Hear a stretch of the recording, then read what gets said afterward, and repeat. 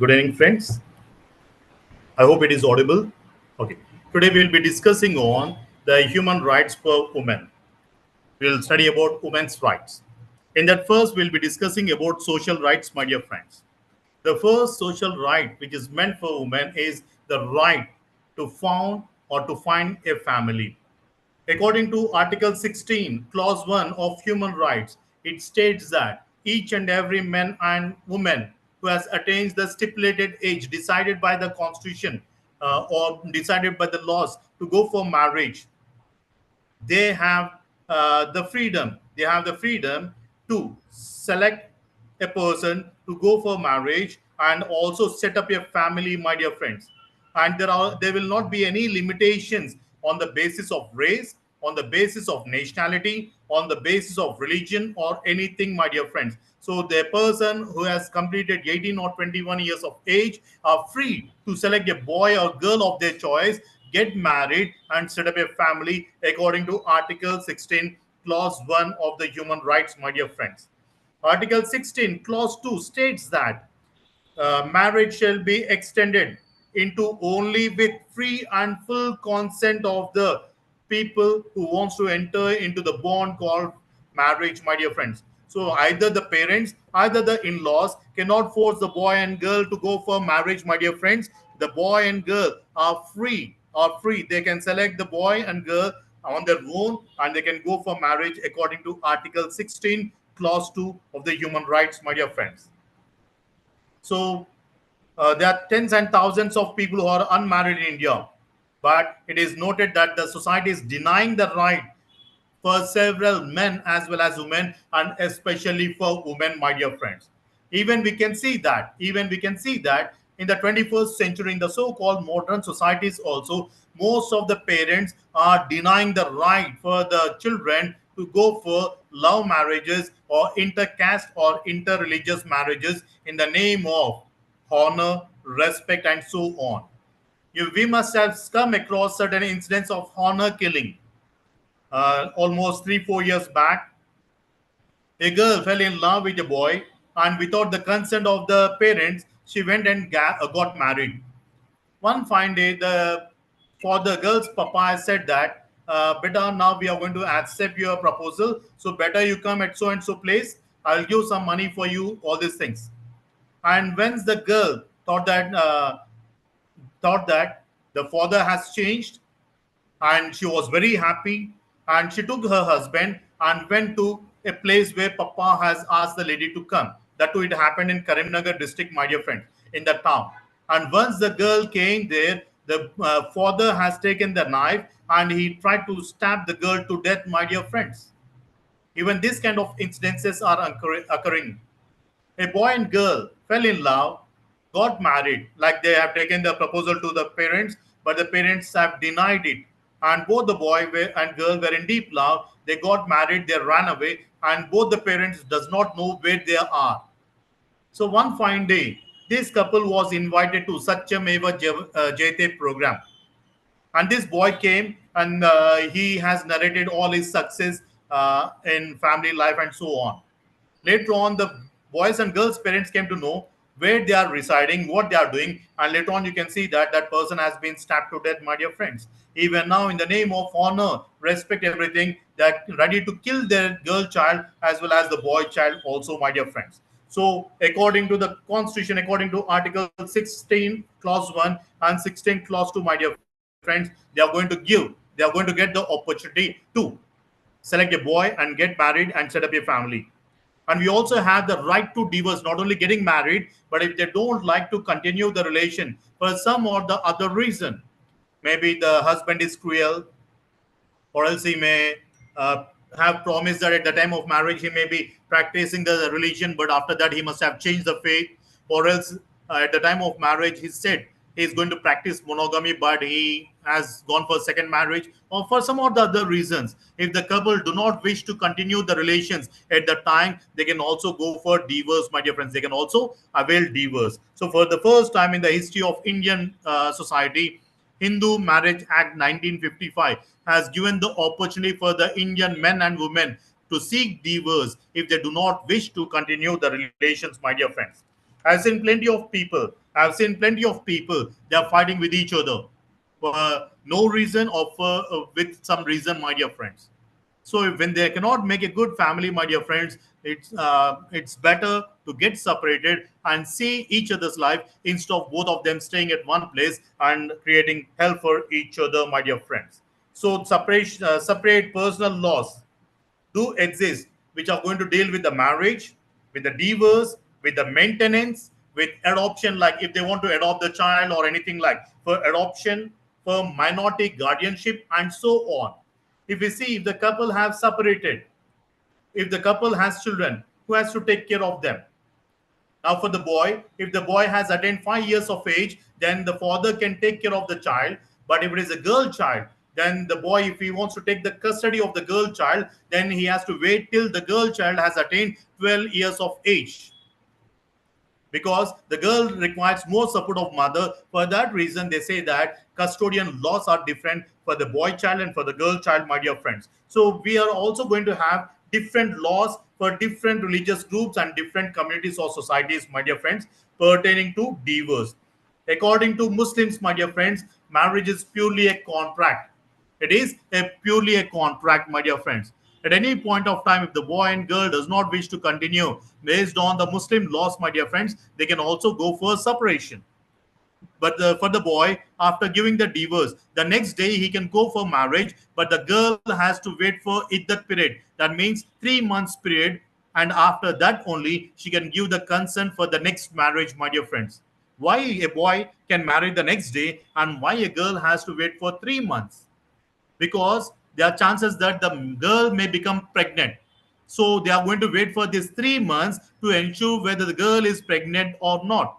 If the girl is pregnant, at the time there are chances that the husband may take the lady back, or else the lady may also ask for maintenance of the child and so on. For that reason, they said iddat period is for 3 months. She can give consent only after the iddat period. So we are going to have different laws for different religious groups and so on, my dear friends, pertaining to marriage, pertaining to divorce, pertaining to adoption, and so on. And if you see in the Indian society, my dear friends, we also have Special Marriage Act, which talks about intercaste and interreligious marriages. Even intercaste and interreligious marriages are accepted according to the Special Marriage Act, my dear friends. They can marry from who belong to different caste and also. Okay, so these are the conditions. When we talk about Christian marriages, my dear friends, along with the Christian Marriage Act, the boy, because they are taking the membership in the churches, like they have to give a consent saying that I'm going to marry so and so girl or so and so boy at least 3 weeks prior to the marriage, and this will be pasted in the notice board. This will be pasted in the notice board. Along with the letter, the boy and the girl who intend to go for marriage, they're also supposed to show the membership card from which they have the membership in which church and so on.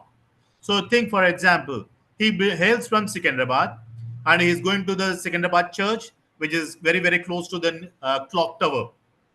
And tomorrow he has been shifted from Secunderabad to Jubilee Hills or Banjara Hills because of job. And right now he's not going to come to the Secunderabad church, or else intentionally is going to the other church.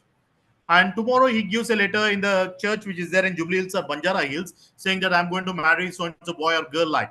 And they will be pasting that in the notice board. So what happens tomorrow? I may fall in love with a girl, I may exploit the girl, and tomorrow I want to go for marriage with the other girl because of dowry, because of beautiness of the girl, or else she's working more or she's earning more. Maybe some or the other reason. So a girl or a boy can be exploited. For that reason, they say with whom they want to go for marriage, where they are going to possess the membership, they are going to give it, so that they will send this letter to the respective church. And if there is no objection raised by any person during these 3 weeks, at the time the marriage will be solemnized. So there must be a question: why 3 weeks, sir? Because we are not sure that all the people will be healthy, or they may be having some or the other issues or problems, like or some other activities. They may miss coming to the church. Maybe 1 or 2 weeks. Some other people may see it and may pass on the information for the people. For that reason, they said minimum 3 weeks before the marriage, they have to give the letter, so that. in order to ensure that no person will be exploited, my dear friends. So these kind of things are going to vary from one community to the other community. Then we also have the third right, that is right to maintenance. A married woman is entitled to obtain maintenance at the time of judicial separation. Whether it's judicial or non-judicial doesn't matter. If a girl is separated or seeking a divorce, or else the husband is going to divorce the lady, at the time the lady is eligible for maintenance.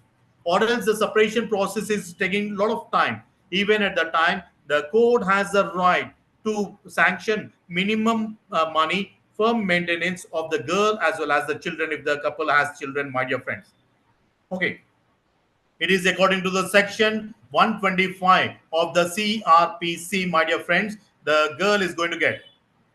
So in order to avoid destitution at the time, they have brought this act, my dear friends. Then we also have the right to motherhood. That means all the prospective, all the women who got married, and who has the capacity to give birth to a child. Okay, he or she can expect to be pregnant, and she has the right to give delivery to a child, my dear friends. In addition, the lady is provided with some facilities and amenities which are related to them, my dear friends, or related with pregnancy and motherhood. Okay, so each and every prospective lady or healthy lady has the right to have motherhood. No parent can stop them. Even if you have seen, uh, like I've seen some cases where a girl, by choice or by force, has entered into prostitution. Sometimes there may be customers who may use contraceptions or they may not use. Sometimes if the lady, a girl who is going to sell her flesh in order to make a living by choice or by force, if she has been impregnated by any person, she doesn't know who the fellow is like. If she wants, she can also retain the child, my dear friends. She has the right to motherhood. It's up to her whether to keep or not, my dear friends. It is up to the choice left to the lady. And sometimes in some communities, we have also seen that they demand for a male child. And after, like, actually diagnosing whether it's a girl or a boy is prohibited in India, it is a crime. Okay, what is the gender or the sex of the child infant, we are not supposed to identify it or do the test, my dear friends. But in some areas they are going to illegally do the test, and they are going to confirm whether it's a girl child or a boy child. And because they want a male child, they are requesting, they are forcing the lady to drop to go for abortion. So at the time also, it's up to the lady to accept it or to retain the motherhood, my dear friends. They have the right towards motherhood. At the same time, they also have the right for abortion. They have the right to abortion. According to the Medical Termination of Pregnancy Act of 1971, it is also known as Law of Abortion or Abortion Law. It states that the state says that the Indian woman can abort or remove the with the help of the state. Okay, they can go for abortion within the 3 months or 12 weeks. Before that, by that, it's you can see the shape of the child will be formed, the fetus will be formed. For that reason, they say have fixed a time. During that time, they can go for abortion, or else it may be rape, and the girl has been impregnated and the girl doesn't want that to happen, so she can go for abortion. Or else when they are doing the diagnosis part, if the fetus is not doing properly, if the fetus is having a lot of physical problems, on that grounds also the lady can abort the child, my dear friends. Unwanted child, or else the child is not growing physically, or else it may happen just because of some crime or something like rapes or something like. So that on those grounds the lady has the right, but that too within a stipulated time, my dear friends. Abortion laws. Then the next one is, we also have Child Marriage Restraint Act, because in the Indian society we used to have the parents used to force the children to go for marriage before the stipulated age. So in order to stop this, in the year 1929, the British government has brought the Child Marriage Restraint Act in the year 1929. Remember that. And later on, we have brought certain modifications by increasing the age in the year 1978. The bride has to attain 18 years and the boy has to attain 21 years of age to go for marriage, my dear friends. But if we see in some sections of society, we used to have a place called Gangaredula Gudam nearby Medak.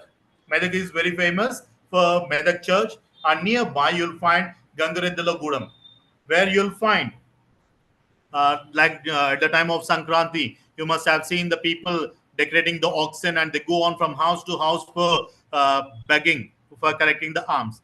These people used to assemble at Gangaredula Gudam during the time of Sankranti. At the time, they used to have child marriages. Like if there are any couple, like they used to perform the marriage and they used to simply take, and only again they can see the parents only at the time of Sankranti in Gangaredula Gudam, my dear friends. So it used to happen among certain communities, among Muslim and so on, my dear friends. So the main duty of this is to control the child marriages or stop the child marriages. For that, we have brought the act in the year 1929, later on amended in the year 1978.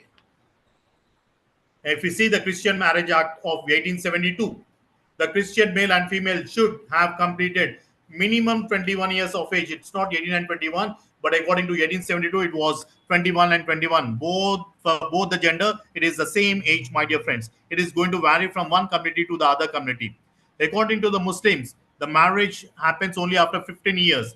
If the girl is below the age of 15 years, then she can avail divorce before she attains the age of 18 years. After 18 years, she does not have the right.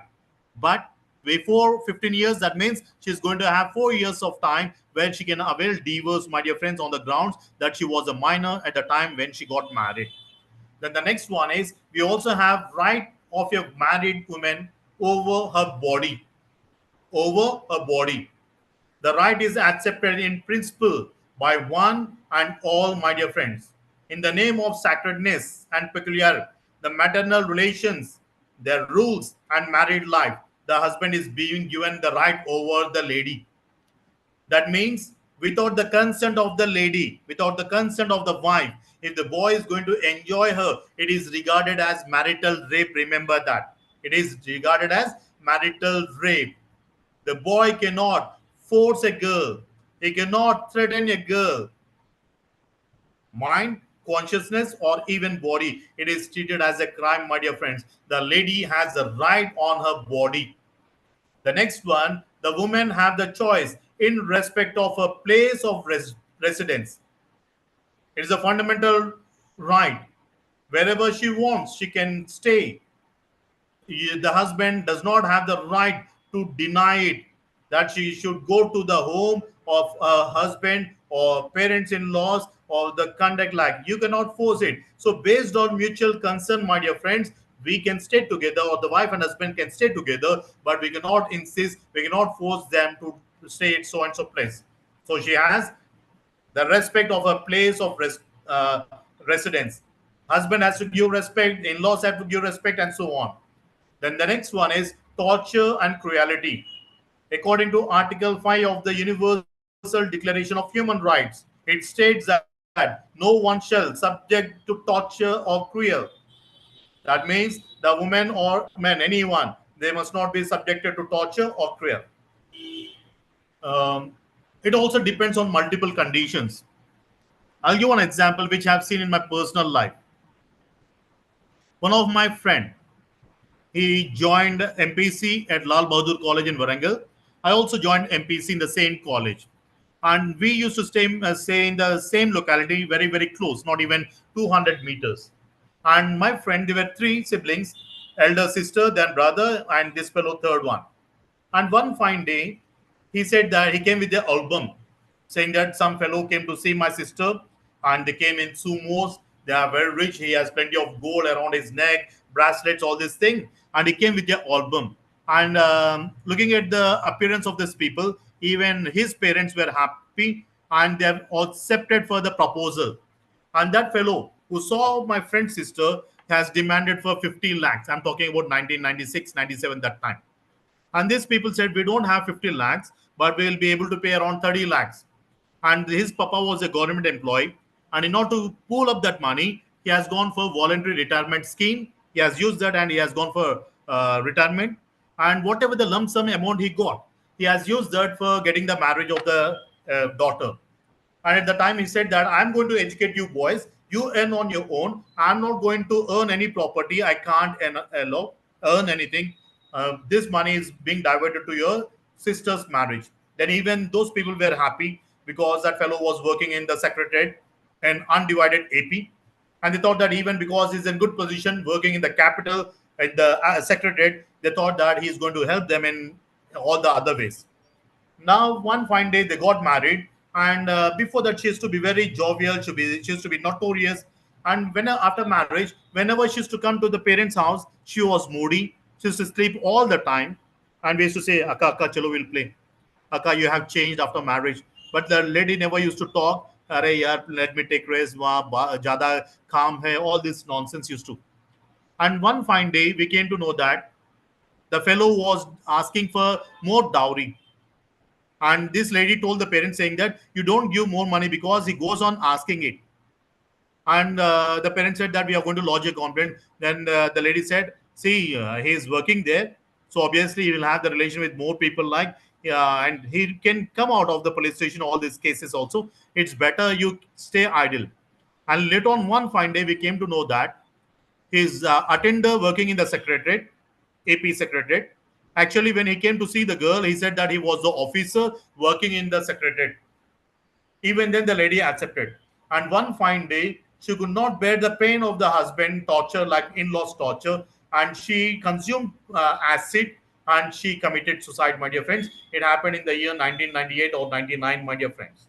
So for some of the reason, like she has been tortured, she was cruel, and even the parents were on the street because they did not get whatever the money was there. They have invested on the daughter's marriage, my dear friends, and nothing justice happened to the family. That fellow got married and he was happy, and this lady expired for no reason because of in-laws and that fellow's cruelty or torture, my dear friends. For that reason, Article 5 of the Universal Declaration of Human Rights says that no person must be subject to torture or cruelty. Then we also have individual. Article 6 of the Universal Declaration of Human Rights especially lays down that everyone has the right to recognize everywhere as a person before law. You cannot discriminate them on the name of gender, on the name of race, on the name of regionality, or anything. We have to ensure that we have to see the person as a person, my dear friends. These are the rights which are provided for the ladies in terms of social aspects.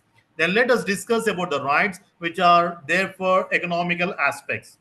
The first one is Article 23, Clause 1 of the Universal Declaration of Human Rights talks about employment opportunities for everyone. Everyone has the right to work. Everyone has the right to work, have the free choice of employment, and have the just conditions of work, and also have the protection against unemployment, and also have equal pay for equal work, my dear friends. So there must not be any discrimination in terms of promotions, in terms of payments, as per Article 23, Clause 2 of this Universal Declaration of Human Rights, my dear friends. Then they also have the right to hold property.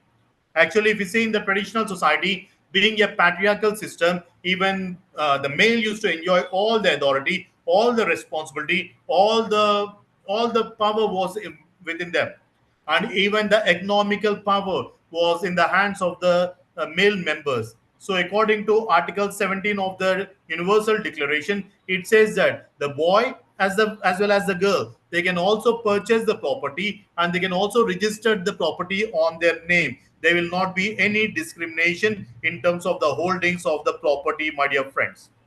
Then we also have the standard of life. According to Article 25 of the Declaration of Human Rights, my dear friends, it says that each and every person has the right towards their health and well-being. And they also require, because in order to be healthy, my dear friends, they require food, they require clothing, they require housing, and they also require not only biological requirements, they also require psychological requirements too. The person may have healthy food, nutritious food. But if there is no proper relation between the wife and husband, if they're not going to have cordial relations or good healthy relations within the family with the other members, if people are isolated, if they are tortured, my dear friends, even though after providing nutritious healthy food, my dear friends, even then the person may be sick or ill. I'll give one example. There was a girl who was frequently visiting the hospital, and the husband was sick of the lady, saying that this lady is all the time saying, I'm having headache, I'm having body ache, I'm having spondylitis, all these things. So my friend, he's a doctor, he used to treat the lady. So he's providing the best treatment. He's doing all the analysis and doing all the investigation and finding there is no reason for the lady to have the sickness. So one fine day, what he has done, he asked the lady to come all alone to the clinic. And when she came, he started spending time with the lady to know about the marital relations back at home or the relations with the lady with the in-laws. Because in front of the husband, the lady may not reveal because of threat or some or the other fear like. So one fine day, the lady has said that my husband is good. I'm not saying that my husband is bad. My husband is good. He wakes up early in the morning around 5 o'clock. He prepares the breakfast also for me. And after that, he gets ready. By 6 o'clock, he goes to work. And he comes late night. He comes around 10 o'clock, 11 o'clock, 12 o'clock. Sometimes he comes late night or else he does not turn up. He's working. I am not saying that he has some extra marital relations or some other thing. He's good. He's just like Rama. He does not have any bad habits. The only thing is that he's also giving money for me. Whatever my wish is there, he's going to fulfill. And there is plenty of money in my house. He never questions how much money I have taken, where I have spent, to whom I have given. He never inquires, he never questions, and he never disturbs me. Then what is the problem? She's feeling isolated. She's feeling isolated. She is thinking that he is neglecting, taking care more about financial activities than taking care of this. And this lady wants to sit with the husband, spend some time with the husband, eat together. May not be all the things, at least for a few minutes, like, but that. So one fine day, after listening to all this, when he has analyzed that, okay, the problem is there in the mind, not in the body. We call it as psychosomatic disease, psychic mind and matic, that is the body. So whenever you have psychological problems, it may also lead to biological or the health issues, my dear friends. Understanding this, one fine day, my friend has invited this lady's husband for a party. Sir, birthday party hai. And in that party, they sat together and slowly started saying that your lady is being isolated, feeling neglected, and just because of that. So he asked him, you take some time. I'm not saying that you must not work, you must not make money, but say take some time. May not be daily, may not be possible. At least on weekends, like you take your lady to the hotel, or else sit together, have dinner, or else at least in the morning sit together, have your breakfast, something like. And once the fellow started doing this, started spending time with the lady, like they have seen that the lady's health issues have gone drastically and they stopped coming to the hospital, my dear friends. But they have invited my friend and his family to their house because the problem has been solved, my dear friends. So here, what we are doing, beta, when we talk about standard of life, we are talking about food, we are talking about clothing, we are talking about housing. At the same time, we also talk about psychological conditions because it also provides for healthy conditions. And we also talk about the right to security at the time of unemployment, because when a person is sick at the time, he or she may not be able to go to the office. That means if they're not going to have a healthy leave policy, that means no work, no payment, my dear friends. At the time, the person has to incur losses. That means if a person who is a daily wage earner, if he don't go for the work, he will not get payment. That means he or she will not be able to satisfy the requirements back at home. So we need to have a healthy or a good leave policy, my dear friends. And in most of the contract areas, in the even in the government sector, remember, even in the government sector, in most of the for most of the employees who are hired on contract basis, they do not have a leave policy at all. The government says that they are going to design the policies, they are going to say that we are going to have a healthy leave policies, all these things. They instruct the private agencies to have a leave policy, but in reality it is only on pen or pen and paper. In some cases, no pen and paper, my dear friends. They are going to see the human beings, they don't see the human beings as a human beings at all, my dear friends. I'm telling this with my own experience. Most of the contract employees do not have a health leave at all. No health leave. And in some cases, I've also seen if the lady is pregnant because they cannot come and do the work for 6 months, instead of hiring the lady, instead of paying them, do you know what they have done? Instead of having a leave policy, maternity leave policy, they have simply fired the lady. No job for you. You come after when you are healthy or when your child has grown. These kind of conditions also do prevail. For that reason, Article 25 of this Universal Declaration has said that whenever the person is unemployed, or whenever the person is sick, whenever the person is disabled, or widow or widowhood, like at that time, they need to have the right towards security, my dear friends.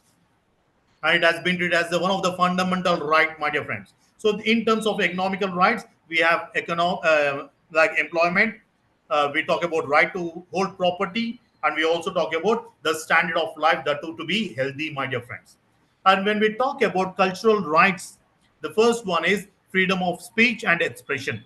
Freedom of speech and expression.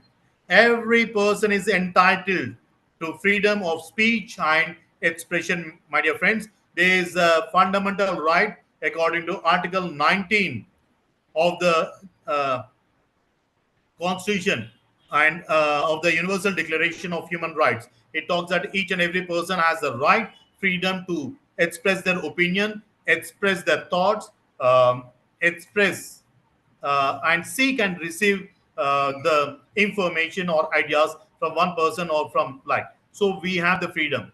Then we also have the right to education. Indian government has said that we are going to have free and compulsory education to the age of 14 years. It has been enshrined in the directive principles of the Indian Constitution. And according to Article 26 of the Universal Declaration of Human Rights, each and every individual has the right towards education, my dear friends. Then we also have right to participate in cultural life. Article 27 of the Universal Declaration says that everyone has the right to freely participate in their own cultural life of their community. There must not be any restriction, my dear friends. Then we also have right to home and right to rest.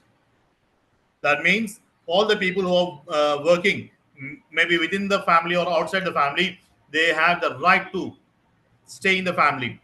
And whether it's boy or girl doesn't matter, because both are treated as equal. So they also have the right to take care of all the household activities, my dear friends, or affairs. So they also have the right to also to have rest and also to leisure. You cannot force the girl to work for 24 hours, my dear friends. She's also a human being. For that reason, they have also brought the right to leisure and the right to rest. Also, according to Article 24 of the Universal Declaration of Human Rights.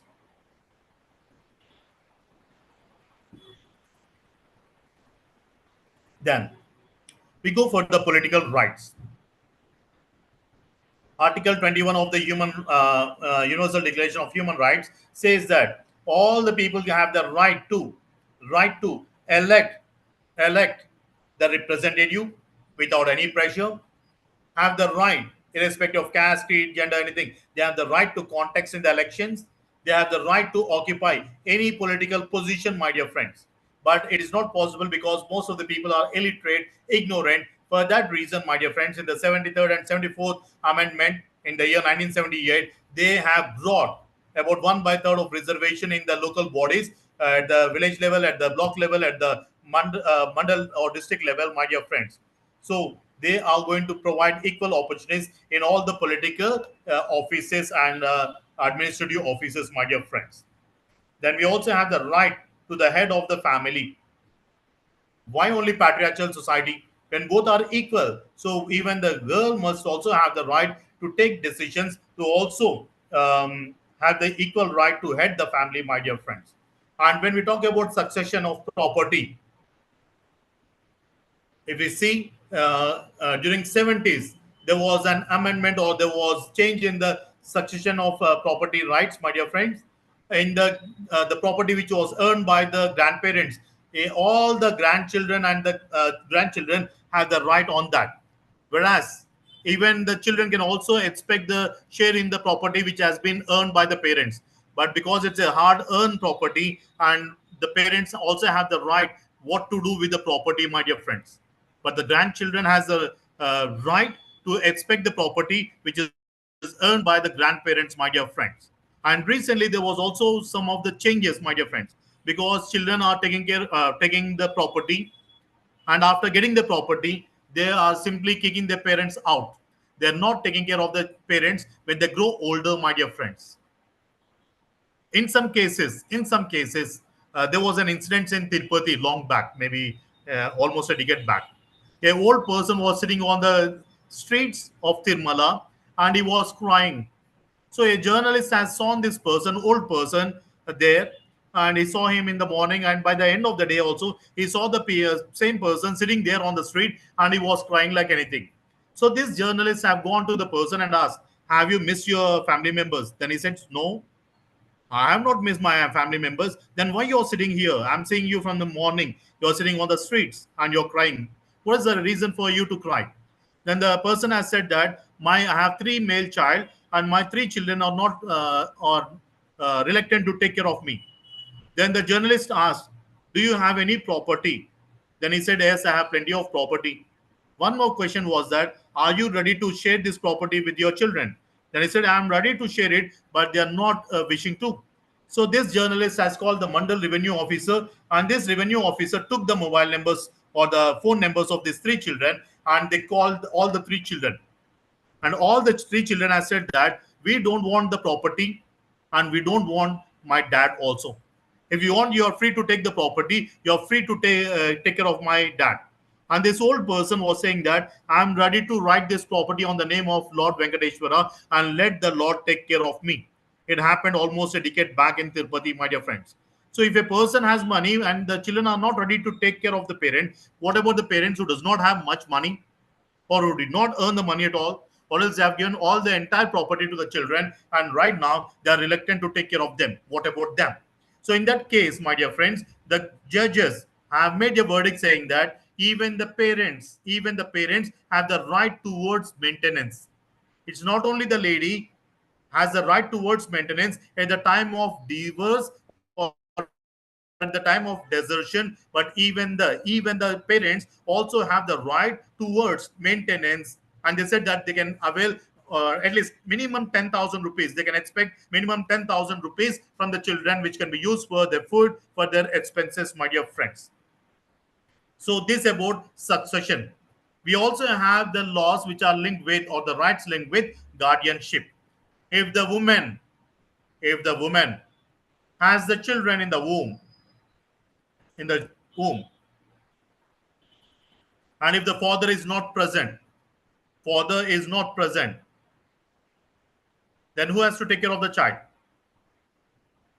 If father is somewhere else, then maybe if they go for cesarean, or if there are any complications, if the husband is not present for, maybe taking a positive way, he has gone for some business and is not in a position to come back, there must be someone to say that it's okay, we are abiding to all the rules and regulations. So there must be some guardian to take care of the pregnant lady and child who is there in the womb. So it may be the in-laws, it may be the girl's parents, and so on, my dear friends. We are going to have a natural guardian. If the father is not present after giving birth to the child, the mother is going to become the natural guardian, my dear friends. The guardian to her child is the father or a person appointed by the father, or else when father is not available or if he has not appointed, then the girl has the right to appoint the guardian for the child, my dear friends. So it varies from one community to the other community.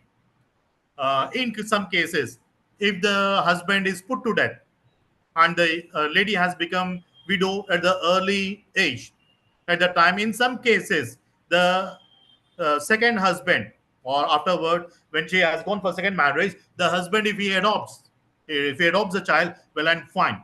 But if he is not going to adopt it, then there will be a problem. So at the time, the lady may drop her child with her parents, or else she may drop her child with the husband's parents to take care of them, and those people are going to become the guardians. If you take the example of Indian cricketer Vinod Kumble, spinner, he has divorced the first lady for some or the other reason, and he has married the other girl who also divorced, or she was a widow, I don't know.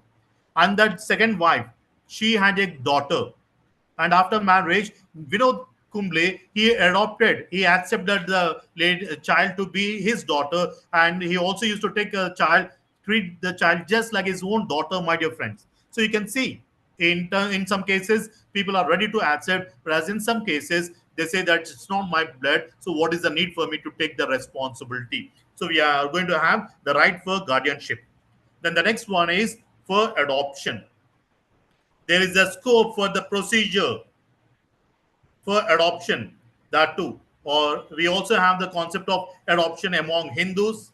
In Muslims and Christians, there is no such practice. There is no such practice of adoption, my dear friends.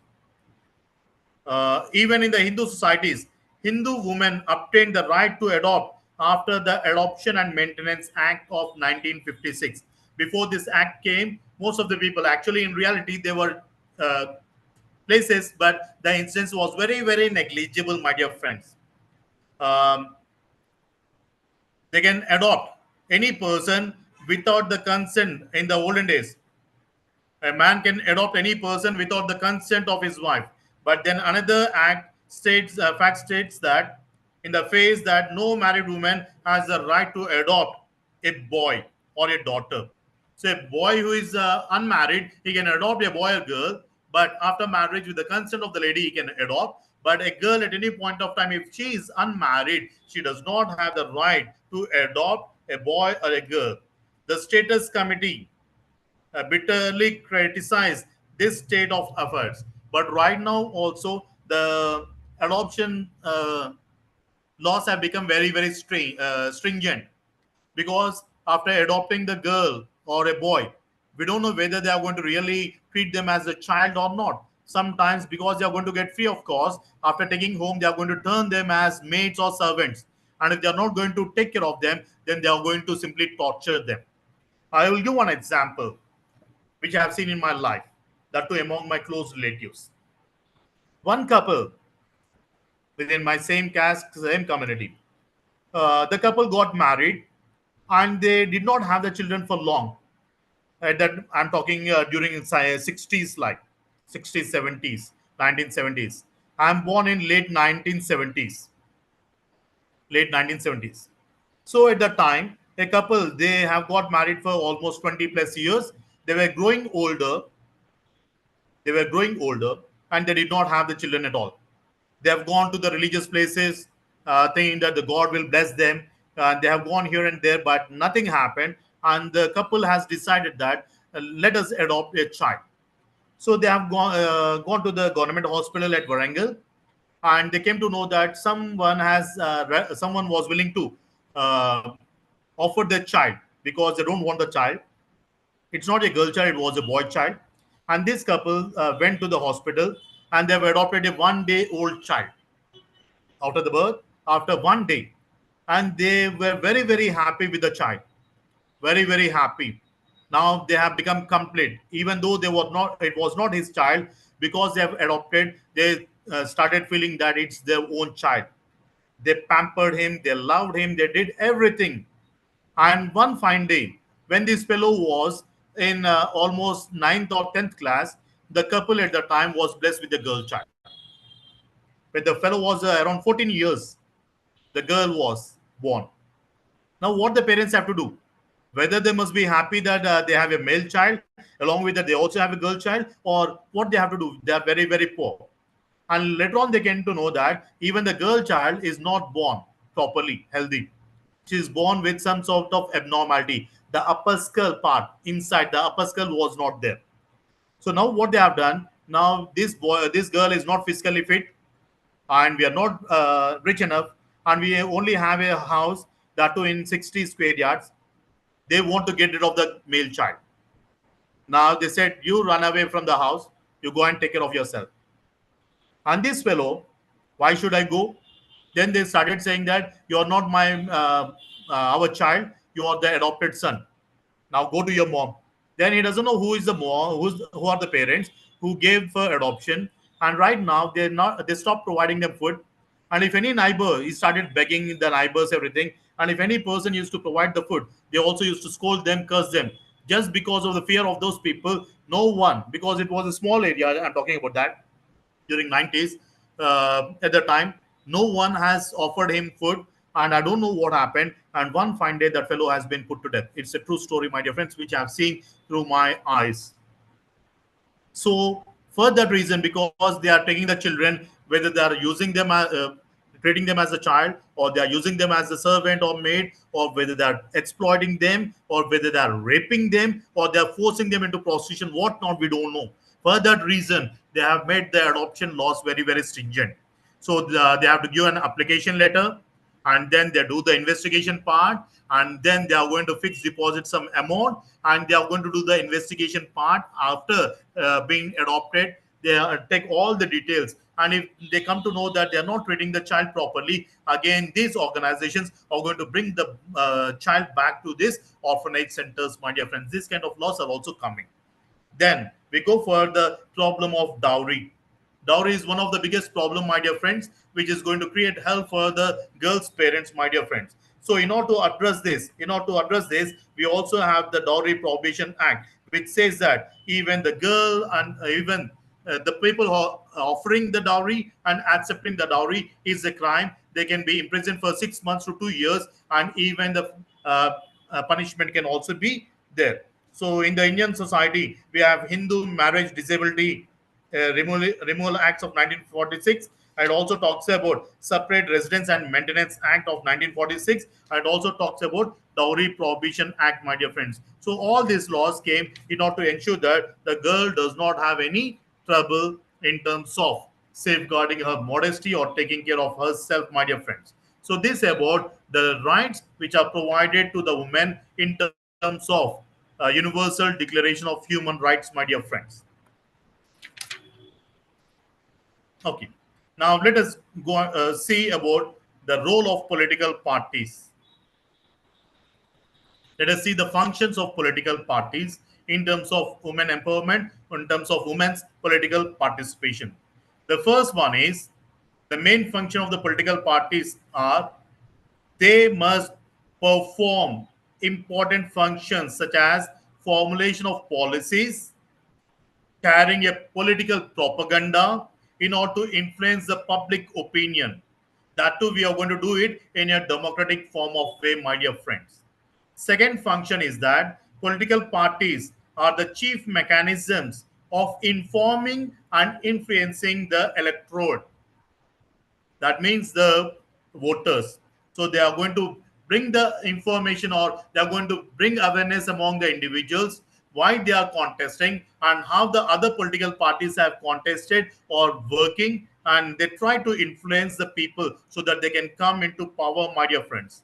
If we see, when Telangana station was going on, at the time KCR, he tried to influence the people's behavior by saying that Telangana Vachudo, KCR Chachudo, whether KCR has to die or else Telangana as a state should be formed.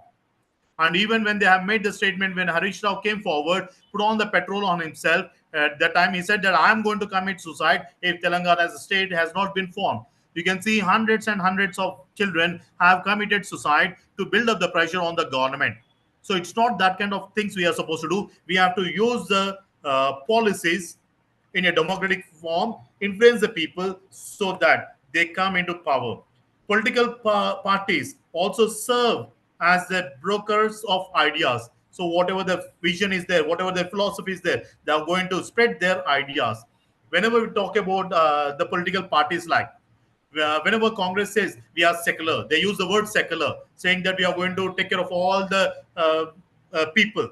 Whenever BJP comes, they talk about rightist philosophy. They talk it is concerned only about Hindutva, all these things. When we talk about the communist philosophy, we label them as the leftist parties. We are going to project certain ideas. So the political parties are going to project the ideas, spread the ideology, my dear friends. Then the next duty is they also provide the main source of political leadership in almost all the countries we find it. Not only ideas, not only a vision, but we're also going to have political leaders who are going to context and win and rule the party. Sometimes some political leaders may be successful. So if they're not successful, it is the duty for them to replace the political leaders with the other one. If you see, In terms of Congress party, Indira Gandhi was successful, Rajiv Gandhi was successful, and so on. But when it came to Rahul Gandhi, it was not successful. It was not successful that much. So actually, later on, what they have done, they made the other leaders to be the prime ministers of the country, like Manmohan Singh, PV Narasimha Rao, and so on, my dear friends. So they have, you can see the shift. When you come to the BJP party, Vajpayee was accepted by all the political leaders, depending who belong to different political parties. But when it came to LK Advani, who has initiated, who brought BJP into power, my dear friends, but people did not accept him. But later on, you can see he was kept aside. Narendra Modi came and he has become very, very powerful in terms of politics. He started dictating the terms and conditions for the entire nation or the world, my dear friends, right now. So we are going to project the leaders. We are going to create the political leaders. Then the next one, these leaders are going to take the responsibility of the government in this taking the responsibility of government means they're going to form the government, they're going to design the policies for the welfare of the society, and they're going to ensure that these policies are helpful in uplifting the socio-economical conditions of the people. At the same time, it helps in the society to transform and develop, my dear friends. It also provides for continuing linkage between the government and the people. You cannot simply say because I'm elected, I'm going to take care of the politics. I'm least bothered of the people. We cannot say that. It is the duty, it is the responsibility of the state to maintain a linkage, to maintain a balance or link between the people and the government. And at last, the last function of the political parties is to become a chief source for political education and socialization. So we must also educate the people who is the right person, what is the right philosophy, whom we have to vote, and so on, my dear friends. All these are the functions of these political parties. Now, when we talk about women inclusion in politics, my dear friends, there are certain problems. The first one is male domination or patriarchal system, which is being implemented, which is not going to allow the women to come and take an active role. The second one is public opinion, which favors only political leaders who are masculine, saying that why should I work beneath a woman? ఆడదాని కింద పని చేస్తానా? I can't work. I can't accept a woman to be my superior. So these kind of things are there, which is going to make them inferior, and people are not accepting them. The third one is Indian political parties consider women as um, inferior and leadability. They can't lead the people, they cannot lead the masses, and they cannot spend the time anywhere because of multiple constraints, my dear friends. Women, they think that women do not have sufficient time to spare for politics. They think that women are not genuinely interested in politics. They lack political orientation. They do not have the capacity and restrict themselves in the private life or not in the public life because of social cultural taboos, religious behavior training, and so on, and her limitations based on physical mobility and socialization. These are the causes where people think that the lady is not considered to be leadable in terms of politics, my dear friends. So these are the things which are the main cause for backwardness of in political participation of women, my dear friends.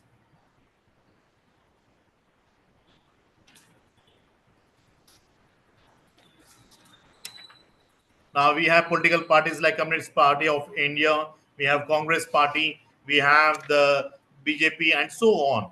Each and every party has made a manifesto or resolution saying that each and every woman or each and every person should have equal choice in terms of education, in terms of employment, in terms of getting a job, in terms of maternity benefits, and so on. We also talking about providing equal status. All the political parties, irrespective of political parties, whether it's a national or the regional party, does not matter. They have incorporated all the laws which talks about equal rights and equal opportunities for all the gender in all the sphere in their political manifesto, and they also advocated for these laws, my dear friends. And they also talked about reservation of seats of women at the district level, at the national level, and so on. And for this, they tried to have